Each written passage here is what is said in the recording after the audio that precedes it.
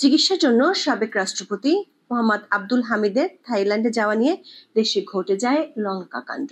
Kings পার্টিকে মাঠে নামিয়ে আন্দোলন, নারায়ণগঞ্জের সাবেক মেয়র সেলিনা হায়াৎ আইভীকে গ্রেপ্তার করা, আওয়ামী লীগের কার্যক্রম নিষিদ্ধ করা, হাই প্রোফাইল দুটি তদন্ত কমিটি, লোক দেখানো বরখাস্ত, ইন্টারপোলের মাধ্যমে ফিরিয়ে আনার ঘোষণা, স্বরাষ্ট্র উপদেষ্টার চলে যাওয়ার ঘোষণা, এমন বহু খণ্ড নাটক সাবেক রাষ্ট্রপতির বিদেশ যাওয়াকে ঘিরে মঞ্চস্থ করেছিল অন্তর্বর্তী সরকার।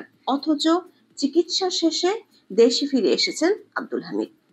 তবে এখন কিংস পার্টি সেই হুঙ্কার আর নেই। এমনকি ইন্টারপোলের সাহায্য ছাড়াই যিনি দেশে ফিরলেন তাকে গ্রেপ্তারেরও কোনো উদ্যোগ নাই। বরং স্বরাষ্ট্র উপদেষ্টার কথায় উল্টো সুর।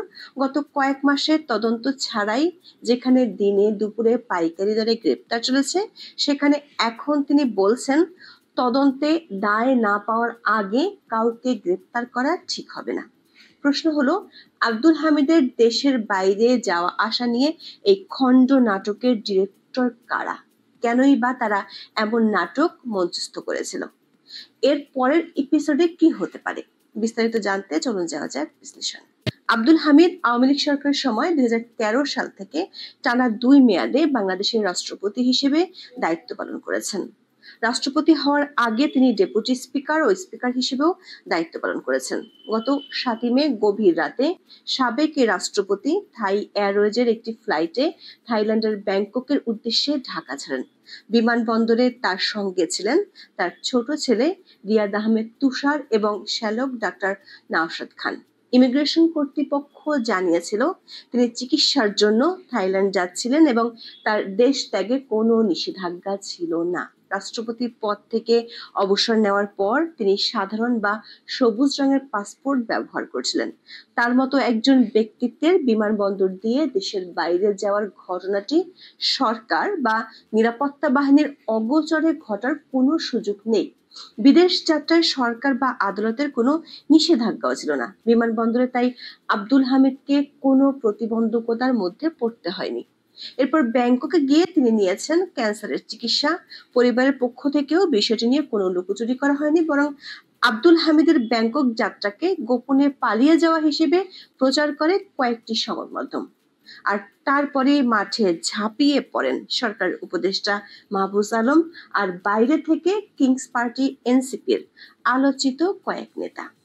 মাহফুজ 8 মে ফেসবুকে কৈফিয়ত কিংবা বাস্তবতা শিরোনামে এক পোস্ট দিয়ে উস্কে দেন মিত্রদের। এরপরই যুদ্ধংদেহী হয়ে ওঠে মাঠে নামে এনসিপি নেতা হাসনাত আব্দুল্লাহ। আব্দুল হামিদের বিদেশে যাওয়ার ইস্যুকে ঠেলে দেওয়া হয় আওয়ামী লীগের নিষিদ্ধের দাবির দিকে। যমুনার সামনে 8 মে রাতে হাসনাতের ডাকে শুরু হয় অবস্থান কর্মসূচি। এতে এনসিপির সঙ্গে যোগ দেয় ছাত্র শিবির সহ কয়েকটি কট্টরপন্থী সংগঠন। এই অবস্থানে সরকারের সমর্থন স্পষ্ট হয়ে ওঠে বিভিন্ন ঘটনায়। পুলিশের নিষেধাজ্ঞার কোনো প্রয়োগ দেখা যায়নি সরকার সমর্থকদের অবস্থান কর্মসূচিতে। উল্টো সিটি কর্পোরেশনের গাড়ি থেকে শীতল পানি স্প্রে করার নজিরবিহীন দৃশ্য দেখা গেছে। একের পর এক নাটকীয় দৃশ্যের অবতারণা ঘটিয়ে 12 মে আওয়ামী লীগের কার্যক্রম নিষিদ্ধ করে প্রজ্ঞাপন দেয় সরকার। দর্শক, আব্দুল হামিদের বিদেশ যাত্রাকে ইস্যু করে একই সময় আরো কিছু ঘটনা ঘটতে দেখা গেছে। নারায়ণগঞ্জ সিটি কর্পোরেশনের সাবেক মেয়র সেলিনা হায়াৎ আইভীকে গ্রেপ্তার করা হয় 9 মে। এর আগের রাতে তার বাড়িতে অভিযান চালায় পুলিশ। সারা রাত বাড়ি ঘিরে রাখার পর সকালে গ্রেপ্তার করা হয়। এরপর হত্যা সহ 6টি মামলায় গ্রেপ্তার দেখানো হয় নারায়ণগঞ্জের জনপ্রিয় এই সাবেক মেয়রকে। আব্দুল হামিদের ব্যাংকক যাত্রাকে কেন্দ্র করে বেশ কয়েকজন সরকারি কর্মকর্তার উপরেও নেমেছে শাস্তির খড়গ। দেশের প্রধান বিমানবন্দর দিয়ে সাবেক রাষ্ট্রপতির বিদেশ যাত্রার বিষয়টি সরকারের সর্বোচ্চ পর্যায়ের অনুমোদন সাপেক্ষেই ঘটার কথা। অথচ ঘটনার পর একের পর এক নাটকীয় বক্তব্য আসে সরকারের পক্ষ থেকে। আব্দুল হামিদের দেশ ত্যাগের বিষয়টি জানা ছিল না বলে 8 মে দাবি করেন স্বরাষ্ট্র উপদেষ্টা মোহাম্মদ জাহাঙ্গীর আলম চৌধুরী। দিনাজপুরের সাংবাদিকদের তিনি বলেন, যারা এই ঘটনার সঙ্গে জড়িত তাদের সবাইকে শুধু পদত্যাগ নয়, শাস্তির আওতায় আনতে হবে। আব্দুল হামিদকে বিদেশে যেতে সহায়তাকারীদের শাস্তি দিতে না পারলেই নিজের পদ ছেড়ে দেবেন বলেও ঘোষণা দেন তিনি। দর্শক, স্বরাষ্ট্র উপদেষ্টা তার ওয়াদা পালন করেছেন। ঘটনার পরদিন 3 পুলিশ কর্মকর্তার বিরুদ্ধে শাস্তিমূলক ব্যবস্থা নেওয়া হয়েছিল। ঘটনা তদন্তে পুলিশের অতিরিক্ত মহাপরিদর্শক মোহাম্মদ মতিউর রহমান শেখকে প্রধান করে 3 সদস্যের কমিটি করা হয়। অন্যদিকে আব্দুল হামিদকে ইন্টারপোলের মাধ্যমে দেশে ফিরিয়ে আনার ঘোষণা দেন স্বরাষ্ট্র উপদেষ্টা। তখনই বোঝা গিয়েছিল ওই ঘটনা ছিল একটি নাটক।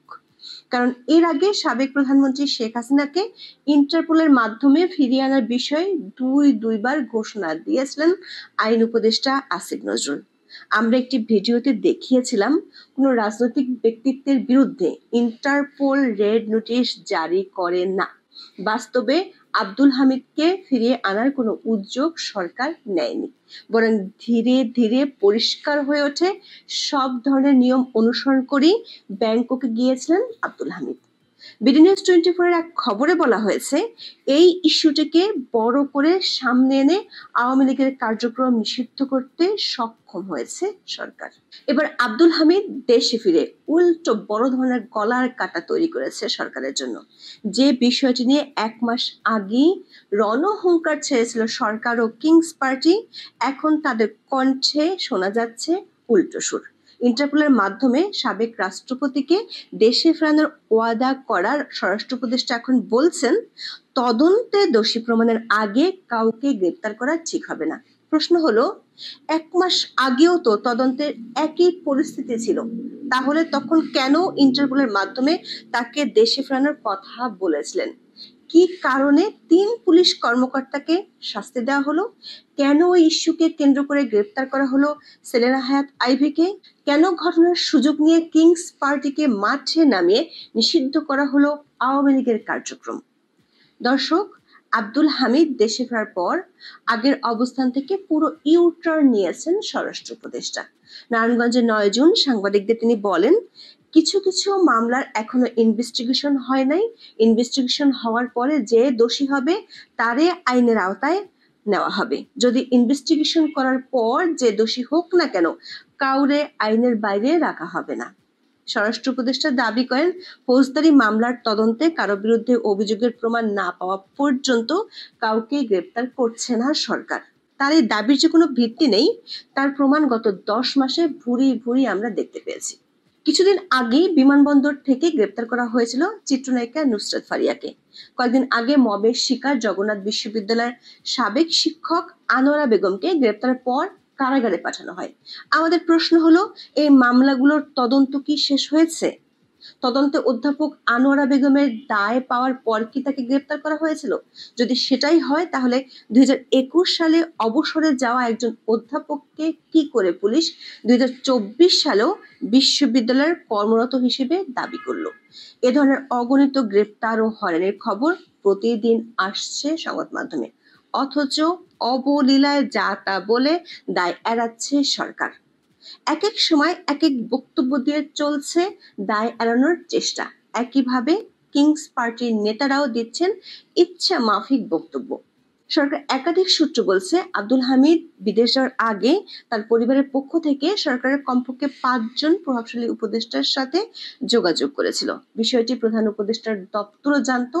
তাহলে তার বিদেশ যাওয়ার পর কেন এত নাটক? খবর হলো, বিষয়টিকে সামনে আনা হয় আওয়ামী লীগকে নিষিদ্ধ করার ইস্যুটি কার্যকরের জন্য। আওয়ামী লীগকে নিষিদ্ধের পরিকল্পনা সরকারের থাকলেও বিদেশিদের চাপে পারছিল না। কিন্তু রাখাইন করিডোর ইস্যু নিয়ে তখন সরকার অবস্থা ছিল টালমাটাল। ওই ইস্যু থেকে চোখ ফেরানোর জন্য সরকারকে আওয়ামী লীগ নিষিদ্ধের কার্ডটি খেলতেই হতো। পরিকল্পনা অনুযায়ী জনাব হামিদের দেশ ছাড়ার পর আওয়ামী লীগকে নিষিদ্ধ করা হয়। তার আগে গ্রেপ্তার করা হয় সেলেনা হায়াৎ আইভীকে, কারণ সরকারের কাছে গোয়েন্দা তথ্য ছিল সেলেনা হায়াৎ আইভী সবচেয়ে জনপ্রিয় নেতাদের একজন। তাকে গ্রেপ্তার করা হলে নারায়ণগঞ্জে আন্দোলন হতে পারে, দেখা দিতে পারে সহিংসতা। এরপর আওয়ামী লীগকে নিষিদ্ধ করা হলে দলটির নেতাকর্মীরা আরো সহিংস হয়ে উঠবে। তখন আওয়ামী লীগ বিরোধী দলগুলোকে এক করে সরকারের পক্ষে নিয়ে আসা যাবে। তবে সরকারের পরিকল্পনা পুরোপুরি সফল হয়নি, কিন্তু বেশ কিছুটা সফল হয়েছিল। এমনকি বিএনপির ভারপ্রাপ্ত চেয়ারম্যান তারেক রহমানও আব্দুল হামিদ ইস্যুতে বলেছিলেন তিনি শেখ হাসিনার মতো দেশ ছেড়ে পালিয়ে গেছেন। তবে আওয়ামী লীগ কোনো প্রতিক্রিয়া না দেখানোতে সরকার বিষয়টি থেকে সর্বোচ্চ ফায়দা নিতে পারেনি। উল্টো কয়েকদিন পর করিডোর ইস্যু নিয়ে সেনাবাহিনীর সাথে দ্বন্দ্ব দেখা দেয়। দর্শক, এক মাস আগে আব্দুল হামিদ ইস্যুতে এনসিপি ও সরকার দুই পক্ষ হয়েছিল উত্তেজিত, আর এখন সবাই চাইছে আইনের শাসন। নাটকের প্রথম খণ্ড বা এপিসোড আপাতত শেষ, সামনে আবার নতুন পর্ব। সে পর্বে আবারও মাঠে নামবে কিংস পার্টি। সেটি হতে পারে জুলাই ঘোষণা বা সনদ ইস্যুতে, এমনটাই ইঙ্গিত পাওয়া গেছে সরকারের উচ্চ পর্যায়ের একটি মহল থেকে। এখন এ পর্যন্ত, সবাই ভালো থাকুন, সুস্থ থাকুন, নিরাপদে থাকুন। দেখা হবে আগামী পর্বে।